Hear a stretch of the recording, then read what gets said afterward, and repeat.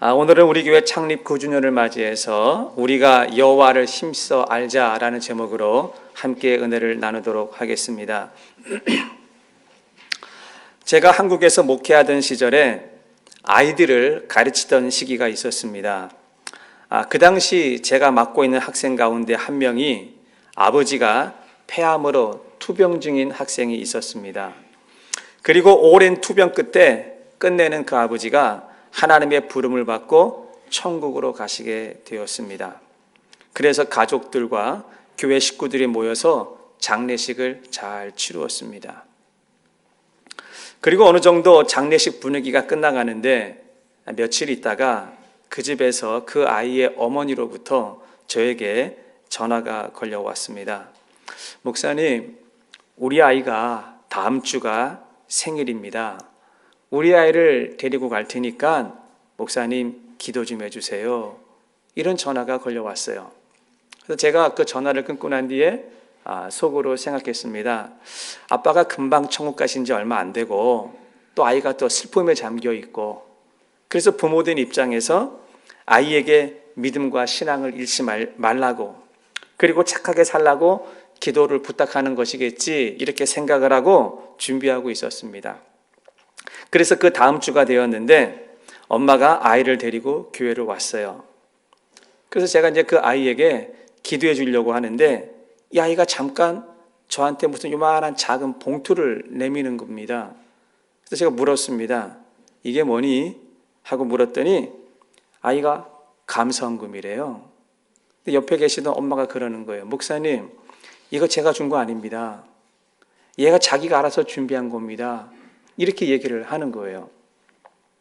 그래서 제가 그 봉투를 받고 다시 물었어요. 감사원금에는 감사의 내용이 있어야 될 텐데 너는 무슨 감사를 여기다 담았냐? 라고 물어보니까 이 아이가 첫 마디가 이거였습니다. 아버지가 천국 가신 것 감사합니다. 그리고 자기 생일을 맞은 것 감사합니다. 이 얘기를 하더라는 거죠. 제가 정말이지 아이들을 가르치면서 그때만큼 보람을 느낀 적이 없었습니다. 정말 기쁘고 정말 감사했습니다. 예수님께서 말씀하신 어린아이 같은 신앙이 바로 이런 거구나 라는 생각을 했습니다. 가르치면 가르친 대로 하는 신앙이 어린아이와 같은 신앙이라는 것입니다. 감사는 좋을 때만 하는 것이 아니고 힘들 때 감사가 진짜 감사라고 가르쳤거든요. 그런데 아이들이 그렇게 하는 모습을 보면서 정말로 큰 은혜가 되었다라는 겁니다. 그런데 이런 일은 우리 프라미스 교회에서도 종종 일어나고 있습니다. 제가 우리 교회 성도님들의 형편과 사정을 다 압니다. 정말 속에 있는 이야기를 다 꺼내지 못해서 그렇지 힘들고 어려운 분들이 있는데 그 자리에서 불평하지 않고 하나님 앞에 감사를 찾으려고 노력을 하고 묵묵히 신앙으로 이겨내는 모습을 볼 때마다 제가 목회에 기쁨과 보람을 느끼고 있습니다. 그래서 제가 그때 그 아이에게 했던 기도가 오늘 우리에게 주셨던 말씀 호세아 6장 3절입니다. 그 아이를 위해서 기도를 해야 되는데 번뜩 떠오르는 말씀이 호세아 6장 3절이었습니다. 그러므로 우리가 여호와를 알자, 힘써 여호와를 알자. 그의 나타나심은 새벽빛같이 어김없나니 비와 같이 땅을 적시는 늦은 비와 같이 우리에게 임하시느니라. 왜 이 구절이 그때 생각났는지 모르겠지만 저는요, 성령 하나님께서 생각나게 해준 줄 믿습니다. 그래서 하나님께서 그 아이 이름이 현수거든요. 하나님이 현수에게 주시는 말씀이라고 생각을 하고 그 말씀 붙잡고 그대로 그 아이에게 기도를 했습니다. 하나님, 현수가 하나님을 알되 하나님을 힘써 알도록 도와주십시오.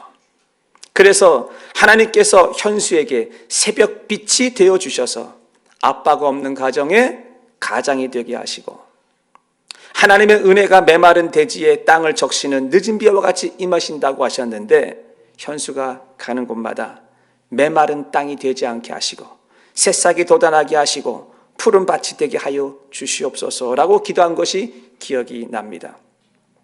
그리고 세월이 언 30년이 지났는데 정말 그 아이의 살아가는 모습을 보면 호세아 6장 3절의 모습과 똑같이 살아가고 있는 모습을 보고 있습니다. 그런데 교회 창립 9주년을 맞이하는 오늘 하나님께서 우리에게 주시는 말씀도 호세아 6장 1절부터 3절까지 말씀입니다. 보통 교회 창립 주일이 되면 호세아 6장의 말씀을 가지고 설교하지 않습니다. 그런데 기도 가운데 하나님께서 우리에게 이 말씀을 주셨다면 저는 여기에 우리 교회를 향한 하나님의 큰 뜻과 메시지가 있다고 생각이 됩니다. 며칠 전 세계보건기구 WHO에서는 팬데믹을 선포했습니다. 여러분, 팬데믹이 무엇인지 아시죠? 전 세계적으로 5대양 6대주에 전염병이 돌고 있다는 경고입니다. 그리고 미국에서는 지난 목요일에 유럽에서는 영국을 제외한 모든 나라들의 입국을 제한을 했습니다. 그러자 지구촌이 난리가 났습니다. 뉴욕 증시는 하루아침에 급락을 하고 세계 경제가 휘청휘청거리고 있습니다. 그런데다가 엊그제 금요일에는 미국에서 트럼프 대통령이 국가 비상사태를 선포했습니다. 그래서 그런지 지금 사람들은 사재기를 하고 난리가 났습니다. 여러분 마켓 가보셨습니까? 코스코, 타겟, 월마트, 한인마트 할 거 없이 모두가 다 마켓이 비어 있습니다. 그리고 정부와 모든 기관들은 긴장을 하고 있고 모든 활동들을 자제하고 있습니다. 미국의 프로농구 아주 유명한 스포츠 게임이죠. NBA 농구도 잠정적으로 게임을 중단했다고 합니다. 세계적인 놀이공원, 놀이동산, 디즈니도 문을 닫았습니다. 유니버셜 스튜디오도 문을 닫았습니다. 교육국도 문을 닫았습니다. 오늘부터, 내일부터죠. 플러튼 교육국, 롱비치, 파라마운트, LA 교육국 할 것 없이 교육국 전부가 다 문을 닫아서 아이들이 학교를 안 갑니다. 아니, 안 가는 게 아니라 못 가는 것입니다. 여러분들은 이런 모습들을 보고 뉴스를 들을 때 마음이 어떻습니까? 불안하지 않습니까? 두렵지 않습니까? 자, 이런 시대적인 분위기 속에서 우리 프라미스 교회가 오늘 창립 9주년을 맞이하면서 저는 이런 생각을 한번 해보게 되었습니다. 지금 이런 시대적인 상황 속에서 우리 교회의 사명이 무엇일까? 아니, 그리스도인들의 사명이 무엇일까라는 것입니다. 저는 이번 코로나19 사태를 바라보면서 그리고 기도하면 기도할수록 한 가지 마음에 들어오는 것이 있습니다. 이 코로나 사태가 언제 끝날지는 모르지만 분명히 어느 시간이 되면은 끝이 나겠지요. 그런데 그 끝이 나고 난 뒤에 무슨 일이 벌어질까요? 정치나 경제나 문화나 아니면 사회 전반적인 분야에서 어떠한 커다란 변화가 오지 않겠느냐라는 것입니다. 그런데 특히 우리는 그리스도인들이기 때문에 조금 깊이 생각해야 될 부분은 세상의 관점이 아니라 신앙의 관점으로 보자는 것입니다. 코로나19 사태가 끝나고 나면 교회는 어떤 변화를 가지고 올까요? 코로나19 사태가 끝나고 나면 성도들, 그리스도인들, 소위 교회를 다닌다고 하시는 분들, 그분들의 삶에는 어떠한 변화가 나타나겠느냐라는 것입니다. 저는 제 개인적인 생각이지만 아주 강하게 들어오는 마음이 아마도 커다란 지각 변동이 있지는 않을까라는 생각이 들어옵니다. 저는 전 세계적으로 일어나고 있는 이 코로나19 사태를 바라보면서 역사 속에서 하나님께서 하신 일과 또 그 속에서 교회가 나가야 할 방향에 대해서 여러분들과 한번 생각해 보고자 합니다. 먼저 저는 이번 코로나19 사태를 바라보면서 마치 어떤 커다란 토네이도 아니면 쓰나미 같다는 생각이 듭니다. 여러분, 토네이도가 불어오고 쓰나미가 일어나게 되면 이 세상이 어떻게 됩니까? 모든 것이 뒤집어집니다. 감추었던 것들이 드러나게 됩니다. 픽스해놓고 고정되어 있고 움직이지 않는 것들도 어쩔 수 없이 위치가 움직일 수밖에 없는 그런 상황이 오고 맙니다. 그것도 강제로. 사람도 똑같습니다. 우리가 바뀌어야 되고 움직여야 되고 변화되어야 되는 것 알고 있지만 바뀌지 않고 고정적이고 고집강하고 이런 사람들이 있는데, 여러분, 쓰나미가 한번 오게 되고 토네이도가 한번 불게 되면은요, 강제적으로 위치가 바뀌고 감춰진 것들이 드러날 수밖에 없다라는 것이죠. 아주 무섭고 두려운 일입니다. 그런데 코로나19는 저는 그렇게 봅니다. 사람들이 코로나19로 두려워하고 무서워하고 있는데, 저는 분명히 이 코로나19 때문에 감추어진 것들이 드러난다고 봅니다. 세상에서도 감추어졌던 것들이 드러나고 잘못된 것들도 우리가 비록 아픔은 있겠지만 교정되고 제자리로 가게 되는 일들이 일어날 것이고, 사람도 그런 일이 일어날 것이라고 봅니다.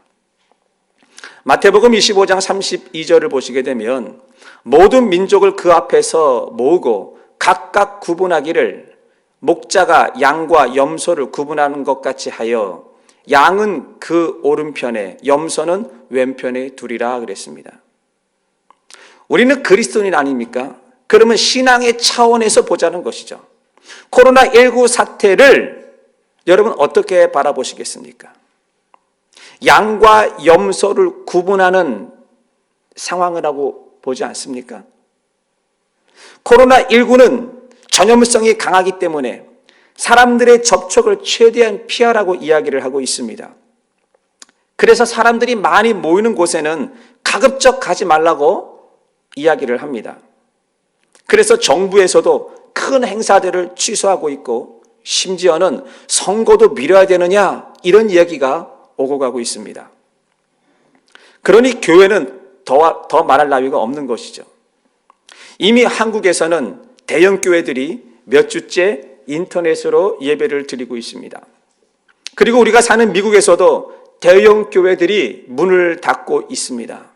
그리고 성도님들에게 이런 아나운서를 합니다. 집에서 인터넷으로 예배를 드리십시오. 이런 말을 하고 있습니다.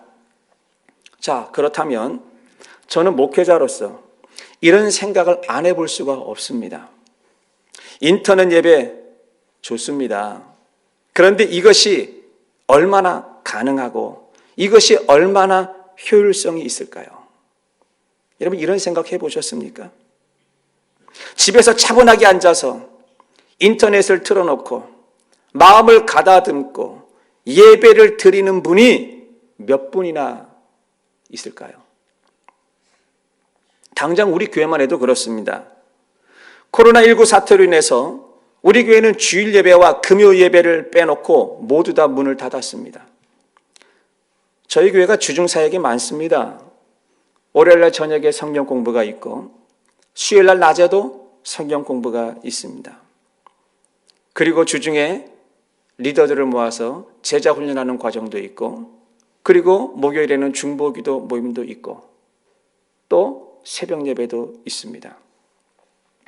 주중 예배를 다 스탑했습니다. 그리고 제가 이런 말을 했습니다. 성도 여러분, 집에서라도 새벽 예배를 드리셔야 됩니다. 그리고 시간을 정해서라도 여러분 꼭 기도를 하셔야 됩니다. 그리고 성경을 읽어야 됩니다. 라고 이야기를 했습니다. 누차 이야기를 했습니다. 한번 묻겠습니다. 여러분, 교회에서 새벽 예배 드리는 그 시간에 집에서 새벽 예배 드리십니까? 솔직히. 그 시간에 큐티하십니까? 여러분, 시간을 잘라놓고 기도하고 계십니까? 아니면 성경을 꾸준히 읽고 계신가요? 집에서 예배드리고 집에서 성경 보고 집에서 기도하는 것 쉽지 않습니다. 제가 지금 여러분들에게 뭐라고 하는 것이 아니라 목사인 저 자신부터도 그게 안 돼요. 집에서 예배드리고 집에서 소리내서 찬양하고 집에서 소리내서 기도하는 것 저부터도 힘든데 교회에서 성도들에게 그런 말을 합니다. 집에서 하세요. 그러니 성도들이 집에서 이렇게 몇 주를 보낸다고 한다면 어떻게 될 것 같습니까? 저는 이 기간에 성도님들의 신앙이 무너질까 봐 너무나 걱정이 됩니다. 신앙이 떨어지는 건 잠깐입니다. 그런데 신앙을 끌어올리는 건 너무나 어려운 것입니다. 그래서 제가 오늘 설교하기 전에 주보의 광고에 이런 광고를 넣었습니다. 여러분, 마지막 때에 신앙을 지키는 방법, 제가 기도하면서 하나님 앞에 이 세 가지 꼭 우리 성도들에게 가르쳐야겠다 하고 주보에 실은 게 있습니다. 길지도 않아요. 딱 세 가지입니다. 여러분, 매일매일 큐티하십시오. 두 번째는 여러분, 꼭 기도하는 시간을 정해놓으십시오. 5분도 괜찮고 10분도 괜찮고 생각나면 하는 것이 아니라 내 라이프에서 한 시간을 잘라놓고 하나님 앞에 기도하는 시간을 가져야 한다라는 것입니다. 그리고 우리가 매일매일 밥을 먹어야 사는 것처럼 여러분 성경을 매일매일 읽으셔야 한다는 것입니다. 이거요, 굉장히 중요한 메시지입니다. 주일에 교회를 못 나오게 되면, 주중에 이걸 하지 않으면 우리의 신앙이 죽고 우리의 신앙이 무너지기 때문에 그렇습니다. 그래서 저는 이번 코로나 사태를 통해서 세상도 세상이지만 교회에도 큰 변화가 올 것이라고 보고 있습니다. 어떤 변화냐? 분명히 염소와 양이 구분될 것입니다. 진짜와 가짜가 나타나는 시기가 올 것입니다. 바로 이것이 성경에서 말하는 남은 자 사상이라는 것입니다. 여러분, 성경을 크게 보시게 되면, 성경을 넓게 보게 되면 성경의 역사 가운데 부흥하는 시대가 있었습니다. 근데 그 부흥이 계속 가느냐? 그렇지 않아요. 부흥하는 시대에는 반드시 하나님을 떠나는 무리들이 나타난다는 거예요. 그러면 하나님께서 그 하나님을 떠나는 무리들을 그냥 두지 않으시고 심판하십니다. 하나님께서 그 심판하는 도구, 성경의 도구 세 가지, 제가 지난 주일날 가르쳐 드렸죠. 뭘로 심판한다 그랬죠? 전쟁, 기근, 전염병. 그 가운데 살아남은 자들이 있습니다. 바로 그 가운데 살아남은 사람들을 성경에서는 남은 자다, 이렇게 이야기를 합니다. 정말 그런가 우리가 한번 성경을 보도록 하겠습니다. 여러분, 성경 창세기에 보게 되면 하나님께서 인간들에게 복을 주셔서 사람들이 큰 번영과 부흥을 가지고 옵니다. 그러자 그들은 하나님을 떠나기 시작을 했고, 하나님께서 그들을 심판하실 때 홍수라고 하는 도구로 심판하셨어요. 그래서 홍수 심판 가운데 살아남은 사람이 노아의 8 식구였습니다. 베드로전서 3장 20절에 보시게 되면 그들은 전에 노아의 날 방주를 준비할 동안 하나님이 오래 참고 기다리실 때에 복종하지 아니하던 자들이라. 방주에서 물로 말미암아 구원을 얻은 자가 몇 명뿐이니 겨우 8명뿐이라 그랬습니다. 여기서 말하는 그들이 누굽니까? 하나님께 복종하지 않은 자들입니다. 그런데 하나님께 복종하지 않은 자 가운데 살아남은 사람들이 있다라는 거예요. 그 살아남은 사람이 몇 명이냐? 8명인데 그 8명이 남은 자라는 것입니다. 누가복음 17장 29절에 보시게 되면 롯이 소돔에서 나가던 날에 하늘로부터 불과 유황이 비오듯 하여 그들을 멸망시켰다 그랬습니다. 하나님께서 소돔과 고모라라고 하는 도시 전체를 멸망시킬 때에 거기서도 살아남은 사람이 있다라는 것이죠. 롯과 그의 두 딸, 3명, 이 3명이 바로 이 남은 자 사상이라는 겁니다. 열왕기상 19장 18절을 보시게 되면 그러나 내가 이스라엘 가운데에 7,000명을 남기리니 다 바알에게 무릎을 꿇지 아니하고 다 바알에게 입맞추지 아니한 자니라 그랬습니다. 여기서 말하는 내가는 하나님이시죠. 하나님이 남겨놓겠다 이렇게 말씀하셨습니다. 성경의 흐름을 잘 보십시오. 숫자가 중요한 게 아닙니다. 8명이 남았냐 3명이 남았냐 7,000명이 남았냐 그것이 숫자가 중요한 것이 아니라 남겨놓은 자가 있다. 이 남겼다 이것이 포인트라는 것입니다. 엘리야 시대에 많은 사람들이 하나님을 떠나고 바알신을 섬기며 음란하고 방탕했습니다. 그러자 하나님께서 내가 남겨놓은 자들이 있다라는 겁니다. 그 남겨놓은 자들이 누굽니까? 바알에게 무릎을 꿇지 않은 7,000명을 남겨놓았다라는 것입니다. 이 남겼다는 것에 여러분 주목하셔야 됩니다. 이사야서 6장 13절을 보시게 되면 그 중에 10분의 1이 아직 남아있을지라도 이것도 황폐하게 될 것이니 밤나무와 상수리나무가 뱀을 당하여도 그 그루터기는 남아있을 것 같이 거룩한 씨가 이 땅에 그루터기가 되리라 하시니라 그랬습니다. 이사야 선지자는 남유다가 죄악으로 멸망하고 바벨론으로 끌려갈 것을 예언했습니다. 그 중에 10분의 1이 안 끌려가고 남아있다 할지라도 그들도 다 멸망할 것이라는 것이에요. 황폐하게 될 것이라는 것이죠. 그런데 그루터기는 남아있다라고 그랬습니다. 그 그루터기가 거룩한 씨가 될 것이고 그 거룩한 씨가 이 땅의 그루터기가 될 것이라고 그랬습니다. 여기서 말하는 그루터기, 거룩한 씨 무엇을 말하는 것이죠? 바벨론의 포로로 끌려갔다가 돌아온 사람들이 있는데 바로 그들이 그루터기가 될 것이고 거룩한 씨가 될 것이라고 예언하고 있는 것입니다. 그런데 성경은요 이 예언대로 그대로 이루어졌습니다. 바벨론의 포로로 끌려갔던 사람들이 1차, 2차, 3차로 돌아온 사람들을 다 숫자를 보태보니까 94,011명이었습니다. 성경은 그들을 가리켜서 남은 자다, 거룩한 자다, 그루터기라고 부르고 있습니다. 그럼 바벨론으로 포로로 끌려간 자들은 어떠한 삶을 살았습니까? 다니엘서 1장 8절을 보시게 되면 다니엘은 뜻을 정하여 왕의 음식과 그가 마시는 포도주로 자기를 더럽히지 아니하리라 하고 자기를 더럽히지 아니하도록 환관장에게 구하니 그랬습니다. 바벨론 포로 시대에도 남은 자가 있었습니다. 누구였습니까? 다니엘, 사드락과 메삭과 아벳느고였습니다. 하나님은 어느 시대에나 어떤 환경 가운데서나 그 가운데에 남은 자를 남겨두신다라는 것입니다. 자, 제가 지금 이 정도 설교를 하면 여러분들은 감을 잡으셨을 것입니다.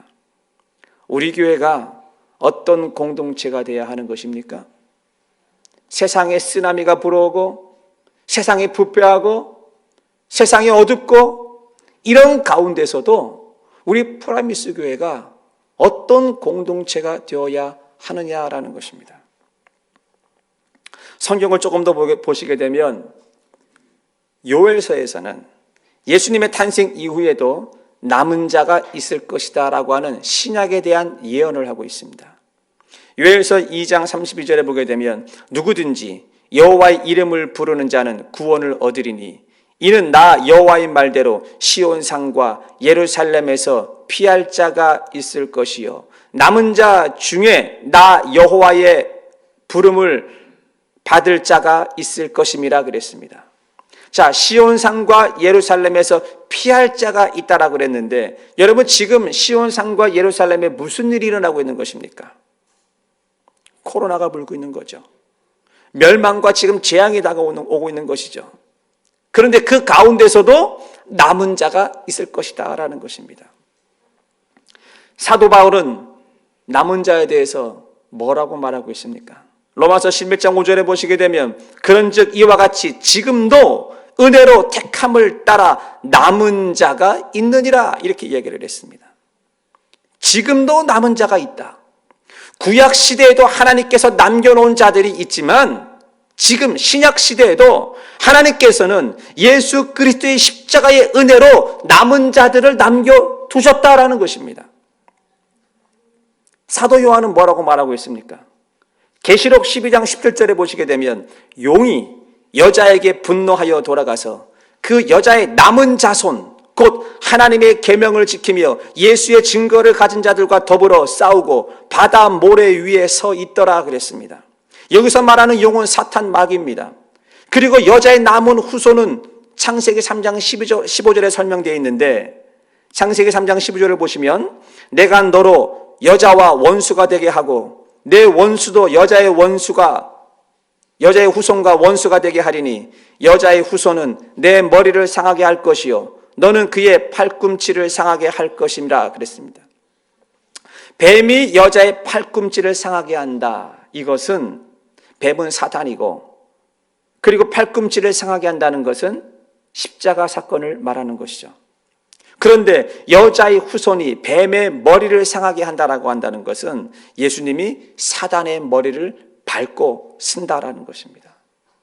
그러니까 다시 계시록 12장 17절을 보시게 되면 용이 여자에게 분노하여 돌아가서 그 여자의 남은 자손 곧 하나님의 계명을 지키며 예수의 증거를 가진 자들과 더불어 싸우고 바다 모래 위에 서 있더라 라고 하는 말씀. 여기서 말하는 여자의 남은 자손이 예수의 증거를 가진 자들을 말하는 것이고 이 예수의 증거를 가진 자들이 14만 4천 명인 것이죠. 이 14만 4천 명은 상징적인 숫자라는 것입니다. 그리고 바다 모래 위에 서 있다라고 하는 것은 여러분 계시록에서 전체적인 흐름으로 볼 때 이 바다라고 하는 것은 세상을 의미하고 있는 것입니다. 그러니까 요한의 말에 의하면 예수의 증거를 가진 자들이란 남은 자들을 말하는 것입니다. 그렇다면 그 남은 자들 14만 4천 명이 누굴까요? 끝까지 믿음을 지키고 신앙을 지키고 꺼져가는 등불에 기름을 준비해서 신랑을 맞이하는 그 5명의 사람이 14만 4천 명이라는 것입니다. 그들이 남은 자라는 것입니다. 자, 그렇다면 저는 이번 코로나19 사태로 세상도 한번 뒤집어지지만 기독교도 한번 뒤집어진다고 봅니다. 그러면 그 속에서 무엇이 드러날까요? 진짜와 가짜가 드러나겠죠. 양과 염소가 드러나겠죠. 정말 우리는 중요한 시기에 살아가고 있습니다. 하나님께서 창립 9주년을 맞이해서 우리 프라미스 교회에 주시는 말씀 호세아 6장 1절 오라 우리가 여호와께로 돌아가자. 여호와께서 우리를 찢으셨으나 도로 낫게 하실 것이요 우리를 치셨으나 싸매어 주실 것이라 그랬습니다. 세상의 모든 것이 지금 다 찢어지고 있습니다. 사람들의 모든 관계망들이 찢어지고 있습니다. 사람들의 모임이 찢어지고 있고 사람들의 단체가 찢어지고 있습니다. 다 코로나로 인해서 찢어지고 있습니다. 그리고 내일과 미래에 대한 두려움과 불안함이 우리를 치는 일들이 지금 일어나고 있습니다. 내일에 대한 두려움이 있지 않습니까? 불안함이 있지 않습니까? 이럴 때 우리 보고 어떻게 하라는 겁니까? 오라, 우리가 여호와께로 돌아가자라는 것입니다. 그러면 하나님께서 우리를 도로 낫게 해주실 것이고 우리를 싸매어 주실 것이라고 말씀하고 있는 것입니다. 우리 돌아가야 됩니다. 여호와께로 돌아가야 됩니다. 여러분 누가복음 15장에 보시면 돌아온 탕자 이야기가 있는데 이 집 나간 아들이 무슨 고백을 합니까?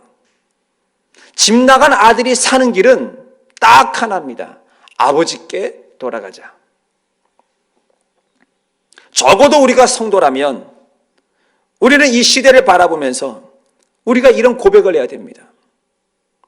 하나님께 돌아가야 됩니다. 여호와께 돌아가야 됩니다. 이 어려운 시기에 우리는 이러한 고백이 우리의 입술에서 나와야 될 줄 믿습니다. 호세아 6장 2절을 보시게 되면 여호와께서 이틀 후에 우리를 살리시며, 돌아가고 난 뒤에 일어나는 일들입니다. 우리가 여호와께 돌아가면 그 다음날 이틀 후에 우리를 살리시며 셋째 날에는 우리를 일으켜 주신다라고 말씀하셨습니다. 하나님께 돌아가면 삽니다. 그 다음날 하나님께서 일으켜 주신다라고 한다는 것은 우리를 회복시켜 주시겠다라고 말씀하시는 것입니다. 믿으십니까? 결론입니다. 호세아 6장 3절, 그러므로 우리가 여호와를 알자, 힘써 여호와를 알자. 그의 나타나심은 새벽빛같이 어김없나니 비와 같이 땅을 적시는 늦은 비와 같이 우리에게 임하시느니라 라고 말씀하셨습니다. 지금 전 세계적으로 팬데믹이 선포되고 있습니다. 두려움과 불안함이 확산되고 있습니다. 우리가 해야 될 것은 사재기가 아닙니다. 정말 우리가 해야 될 것은 여호와께 돌아가는 것입니다. 그리고 여호와를 알되 여호와를 힘써서 아는 것이 우리가 해야 되는 것이라는 것입니다. 적어도 우리가 신천지만큼은 하라는 말을 못하겠어요. 그러나 그들보다 못해서는 안 되는 거 아닙니까? 그들이 잘못된 교리, 그들이 잘못된 길로 가는데 그들의 열심과 특심을 보셨습니까? 하나님께서 오늘 우리에게 주시는 말씀입니다. 여호와를 알아야 됩니다. 힘써서 알아야 됩니다. 라고 이야기를 하고 있다는 것입니다. 우리는 얼마만큼 여호와를 힘써 알고 있습니까? 코로나19 사태로 인해서 신앙의 위기가 오고 있는 이때에 여러분들은 여러분 신앙을 지키기 위해서 얼마만큼 힘쓰고 애쓰고 있냐라는 거예요. 제가 말씀드렸습니다. 이제는요, 주일 신앙보다 주중 신앙이 더 중요한 시대가 되었습니다. 그럼 주중에 어떻게 살아가실 겁니까?